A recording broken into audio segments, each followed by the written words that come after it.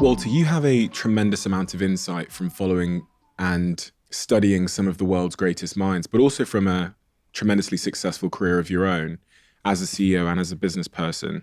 For anybody that doesn't know, who are the individuals that you've been able to follow and study and had unique exclusive access to? It was mainly Steve Jobs who brought us into the digital revolution with everything from friendly computers to 1,000 songs in our pocket. And I spent about 2 years at his side doing a biography of him. And then Jennifer Doudna, who I think brought us into the life sciences revolution because she and her colleagues helped invent CRISPR, this tool that can edit our own DNA, which is like, whoa, that's transformative. And so I spent a lot of time at her Berkeley lab learning how to edit human genes. And then after that, the next logical choice seemed to be Elon Musk, bringing us into the era of space travel, electric vehicles, artificial intelligence. And surprisingly, when I talked to him, he had read a couple of my books. I said, I just want to do this not based on 5 or 10 interviews, but based on staying by your side for 2 years, watching you morning, noon, and night whenever I want. And he went, okay. And then I said, but by the way, I'm not going to show you the book in advance. You get no control over it. And he went, okay. And I thought, all right, this is going to be a fun ride. Were you surprised? I was a little bit surprised, but if you know Musk, he has sort of a little superhero complex, and he thinks of himself playing big roles on the world stage, and he loves to be transparent. And I kind of suspected he would want to have this. There was a mutual friend who helped broker the deal, and the friend said, you know, he wants a biography. I think he sees himself in the same trajectory as a Steve Jobs or a Jennifer Doudna. And why did you want to do it? I wanted to do somebody who was taking us back into the era of space travel because I'm old enough to be one of those geeks who remember the countdown of 10, 9, 8, and you hold your breath and they'd launch from Cape Canaveral.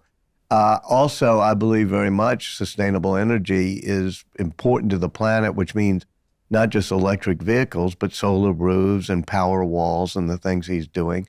I also tend to think that he's a great engineer. He understands physical engineering. He doesn't understand human emotions very well, which is why he was better off with Tesla and SpaceX and not buying Twitter. But I wanted to understand the pioneering work that was being done. He's the only person who can get astronauts from the U.S. into orbit. You know, NASA can no longer do it. Boeing can't do it. So how come? How did he make those rockets work? And with Steve Jobs, what was the access that you were given to him?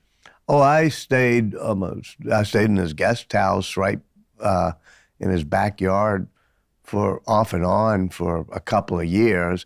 It wasn't quite the access I got to Elon Musk. I mean, with Steve Jobs, it might be 1 week every couple of months I'd spend with him. With Musk, it was 3 or 4 weeks per month sometimes.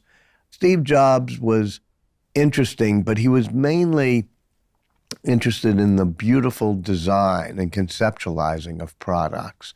And so we'd spend a lot of time in Johnny Ive's wonderful design studio at Apple headquarters, where Steve would spend the afternoon, hour after hour, walking around, even looking at things like the European plug for a charger and how it was going to be different from the American plug, but how curved. You know, he just cared about God being in the details of each design.